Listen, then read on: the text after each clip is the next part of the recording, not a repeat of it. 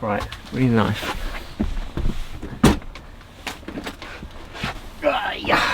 So there are many different ways to have a toilet inside a camper van. I think the most common one is probably just to have a cassette toilet, where I think everything basically goes into one tank together with some chemicals and makes kind of like some really disgusting, gross, like sludgy, horrible mess. Never been a fan of cassette toilets. I think they're really gross, don't like them at all. The alternative is to, well, there's a couple of alternatives really. So you can have a composting toilet, which is kind of just essentially a dry toilet where there's no water and there's no chemicals as such. So I know that with some toilets, like the Nature's Head one, I think you have kind of like a soil and you kind of turn it manually and it kind of mixes the soil with the human soil and kind of like starts the composting process. But this toilet, the Separett one, what it basically does, well, it's essentially you poo in a bag really,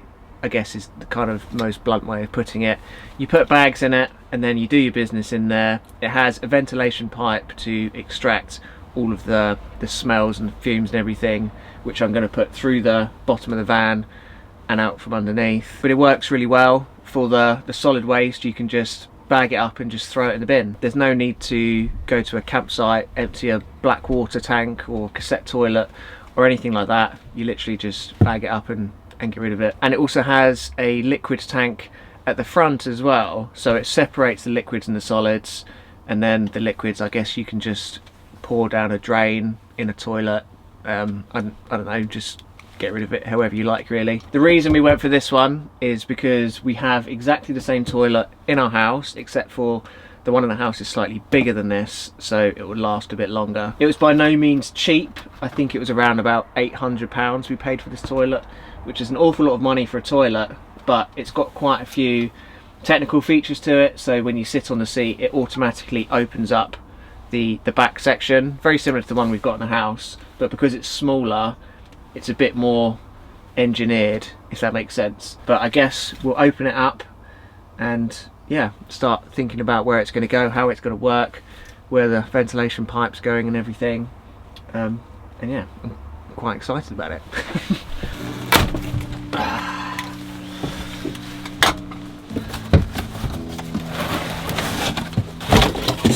Oh, there she is, there she is.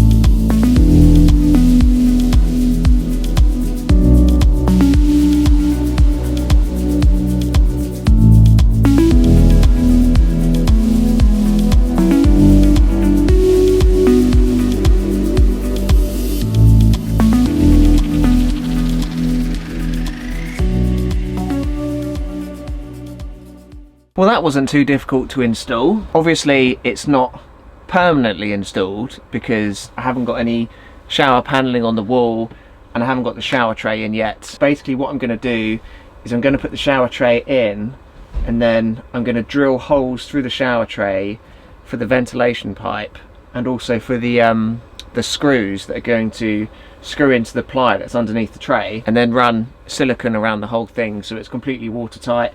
Apparently the toilet is kind of not like waterproof, but if the shower is going on top of the toilet, it's not going to get the inside soaking wet. So I'm thinking we're going to have a shower curtain rather than a door. So we open the curtain, sit down here, loads of room. I think that if we had the shower any smaller than this, it would have been a bit tight. But just to give you guys an idea as to how this works, basically you have a liquid tank in the front and then you have your solid bucket in the back.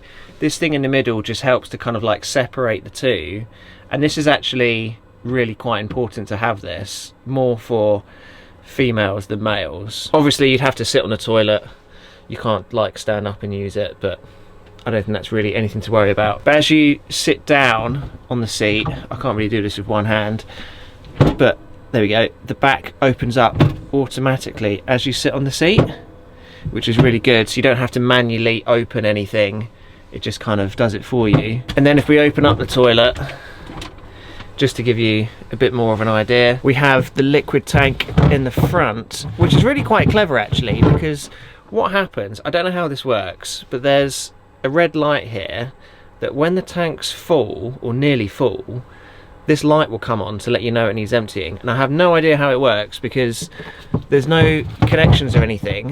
That just literally just comes out and then the light comes on. I think there's like a sensor or something at the bottom, but I don't understand how that would know how full up the tank is. But when that goes in and it's empty, the light goes off. So yeah, no idea how it works, but really cool. And then this back bit literally just opens up like that, and then you can access your waste. And I've put a bag in it already, so literally just fill the bag up and then you can just throw it away. I think we're also going to have a little bin for sawdust somewhere, just to kind of put over the top of everything. It helps to kind of like stop it smelling, and just, I don't know, it just seems to make a bit of a difference. But it really was quite straightforward to install, to be honest with you. The only complicated bit was doing the ventilation pipe, and I'm still waiting on like a flexible connector to finish that. So I haven't got that installed entirely, but basically this is going to go out the bottom, and it has a kind of insect gauze, or whatever it is when you call it, insect net or something. But other than that, it was just a case of putting the buckets in and just clicking in the electrical connection, and that was pretty much it. Like, dead simple. It really baffles me why anybody would choose to have a cassette toilet over a toilet like this. The solid waste, you can just throw it in any general waste bin, and then the liquids, you can just pour it down any drain, of which there's like millions and millions over the country. You don't need to go to a campsite to empty it. No black tank, no cassette tank. I think it's a lot more hygienic, and yeah, it's just like dead easy to install. But now the toilet's in, we can officially stay off grid